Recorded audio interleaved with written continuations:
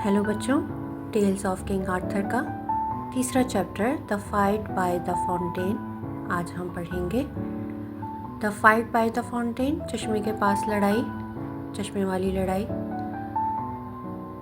और इसका पहला टॉपिक है राइडिंग टूवर्ड्स डेथ, मौत की तरफ सवार। किंग आर्थर बहुत गुस्से में है क्योंकि उसका एक बहुत बहादुर नाइट जो है वो शदीद ज़ख्मी हो गया है एक लड़ाई में। एक नाइट है जो कि अपना खैमा बना के एक फाउंटेन के पास जंगल में रहता है। सर ग्रेफलेट ने उनको बताया था।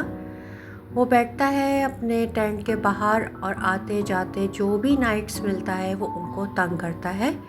वो बहुत बड़ा पावरफुल आदमी है और उसे कोई नहीं हरा सकता। अगली सुबह जैसे ही रोशनी हुई, बादशाह ने अपना जंगी लिबास पहना, अपने घोड़े पर सवार हुआ और सर ग्रेफलेट के दुश्मनों की तलाश में निकल खड़ा हुआ। बादशाह सरसब्ज जंगल में इधर उधर घूमता रहा लेकिन उसको कोई नहीं मिला।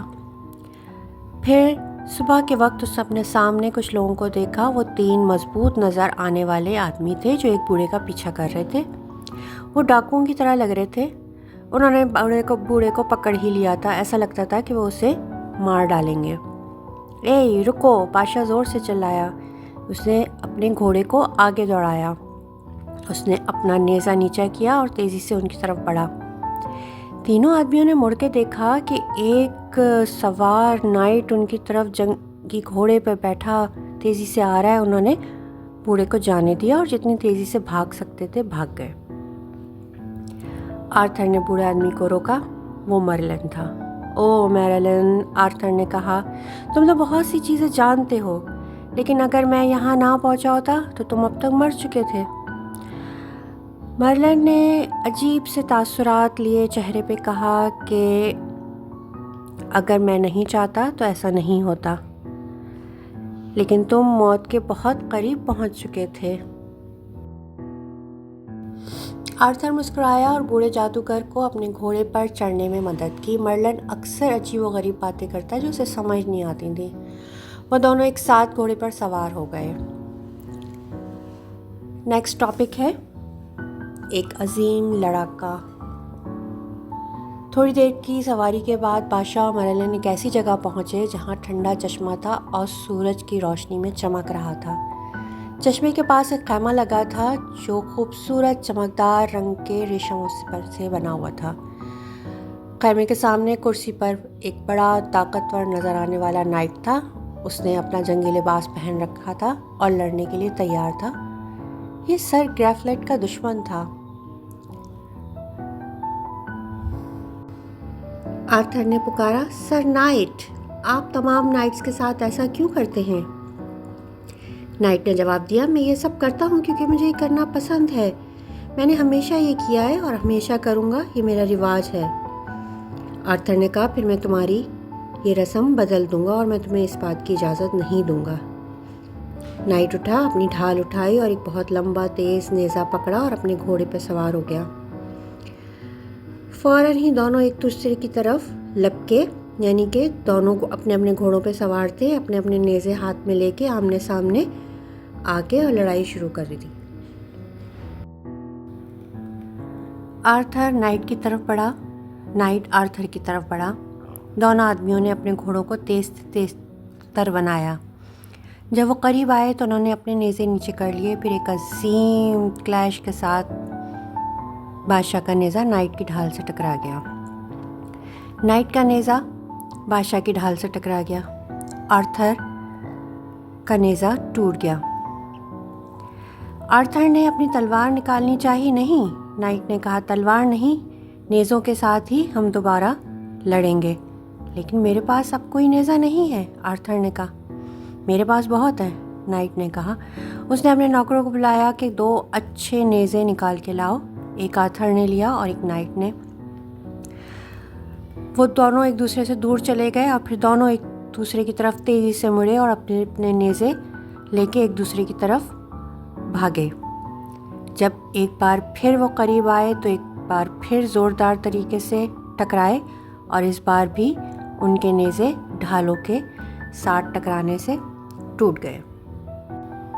आर्थर ने फिर अपनी तलवार निकालनी चाहिए, लेकिन नाइट ने कहा कि नहीं, मैंने इस तरह की झड़पों में कभी भी आपकी तरह के जैसे बहादुर से नहीं मिला, इसलिए हम एक बार फिर से नेज़ों से लड़ेंगे। नौकर फिर 2 नेज़े लेकर आए, फिर वो भागे, फिर आपस में टकराए, फिर आर्थर का नेज़ा टूट गया, लेकिन नाइट ने ऐसा नहीं किया। नाइट का नेज़ा बादशाह को उसकी ढाल के बीच में इतनी ज़ोर से मारा कि बादशाह और उसका घोड़ा ज़मीन पर गिर पड़ा। आर्थर को कोई चोट नहीं आई, वो फ़ौरन कूद पड़ा और अपनी तलवार निकाल ली। इस बार नाइट अपने घोड़े से उतरा, अपनी ढाल के साथ वो आर्थर की तरफ बढ़ा। फिर एक ज़ोरदार जंग शुरू हुई। बार बार दोनों आदमियों ने अपनी अपनी तलवारें हवा में उठाईं और एक दूसरे पर टूट पड़े। उन्होंने एक दूसरे की ढालों में इतनी चोटें पहुंचाईं कि लकड़ी और धात के टुकड़े उड़ गए। फिर नाइट की तलवार बादशाह की तलवार पर लगी और उसके 2 टुकड़े हो गए। अब आर्थर के पास कोई तलवार नहीं थी। नाइट ने कहा, अब अगर तुमने मेरे सामने हथियार ना डाले तो तुम मारे जाओगे। मर्लिन चिल्लाया, जो कुछ तुम कर रहे हो नाइट, वो इसको बंद कर दो। अगर तुमने अपने दुश्मन को मार डाला तो बादशाही खतरे में पड़ जाएगी। क्यों? कौन है ये?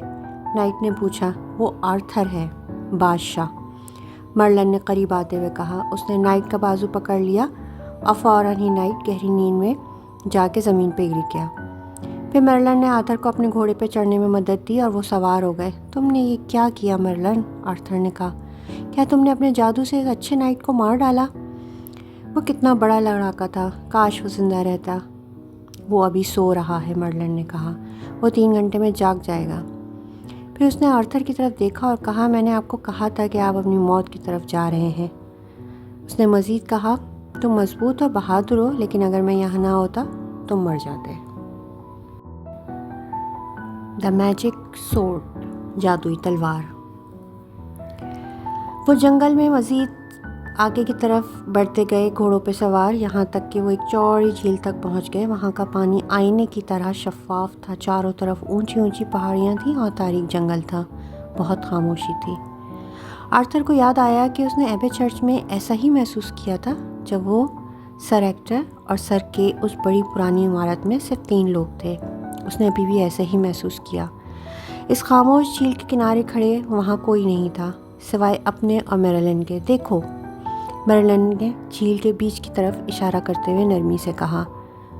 आर्थर ने देखा, उसकी आंखें हैरत से फैल गईं। उसका खून रगों में ठंडा हो गया। वहाँ झील में एक तवील रास्ता आगे की तरफ जा रहा था। पानी के बीचों बीच एक बाजू पानी से बाहर आ रहा था और उसके अंदर चमकती हुई एक रोशन तलवार थी। वो बाजू हिल नहीं रहा था, वो बिल्कुल साकत था। तब आर्थर ने देखा कोई झील के किनारे आहिस्ता आहिस्ता चलता हुआ उनकी तरफ आ रहा है। ये एक औरत थी, खूबसूरत लिबास में मलबूस। ये कौन है? आर्थर ने सरगोशी से पूछा। ये लेडी ऑफ द लेक, ये झील की खातून है, मर्लिन ने कहा। ये एक अजीम जादूगरनी है। झील और इर्द गिर्द की सारी ज़मीन इसकी है। जब वो करीब आए तो उससे तलवार के बारे में बात करना। जब वो खातून करीब आई तो आर्थर ने कहा, माय लेडी, वो कौन सी तलवार है जिसको उस बाजू ने पकड़ रखा है? काश ये मेरी होती, क्योंकि मेरे पास तलवार नहीं है।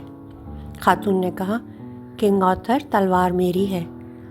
अगर मैं कुछ मांगूं और तुम मुझे वो तोहफे में दो तो ये तलवार आपकी हो सकती है। मैं तुम्हें इसके लिए कुछ भी दूंगा, आर्थर ने कहा। खातून खुश दिखाई दे रही थी। वो मुस्कुराई। खुशी से मुस्कुराते हुए उसने कहा, बहुत अच्छे।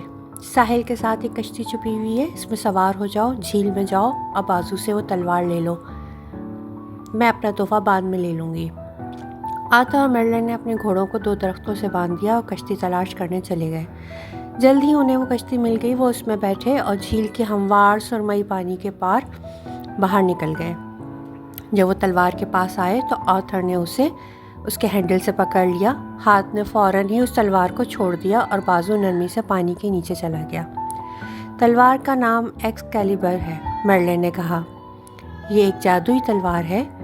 ये किसी भी धात को आसानी से काट दे। दुनिया की कोई और तलवार इसे तोड़ नहीं सकती। आर्थर ने सारी ज़िंदगी तलवार को अपने पास संभाल के रखा।